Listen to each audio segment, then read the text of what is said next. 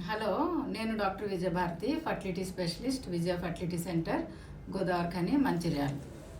మొన్న ఒక పేషెంట్ వచ్చింది.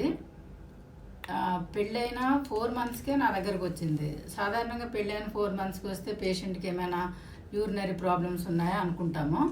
అయితే ఎందుకోసం వచ్చావమ్మా అని అడిగితే, నాకు పిల్లలు అవ్వడం లేదు మేడం అని అంటే నేను చాలా ఆశ్చర్యపోయాను. పెళ్ళైన 4 మంత్స్కే హాస్పిటల్ చుట్టూ తిరగొద్దు, ఎందుకంటే దానివల్ల చాలా స్ట్రెస్ అనేది అవుతుంది. సో కనీసం ఒక సంవత్సరం అన్నా ట్రై చేయండి. చాలామంది పేషెంట్స్ న్యాచురల్గానే కన్సీవ్ అయిపోతారు. ఈ పెళ్ళైన 1 ఇయర్ అయినా కనీసం హ్యాపీగా సంతోషంగా ఉండాలి.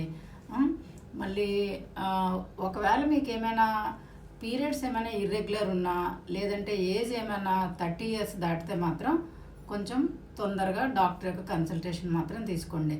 అంతేగాని పీరియడ్స్ న్యాచురల్గా కరెక్ట్ టైంకి వచ్చి ఏం ప్రాబ్లం లేకుండా ఉంటే కనుక సంవత్సరం హ్యాపీగా ఎంజాయ్ చేయండి. ఈ సంవత్సరంలోనే ప్రెగ్నెన్సీ అనేది వచ్చేయచ్చు. ఓకేనా? Thank you.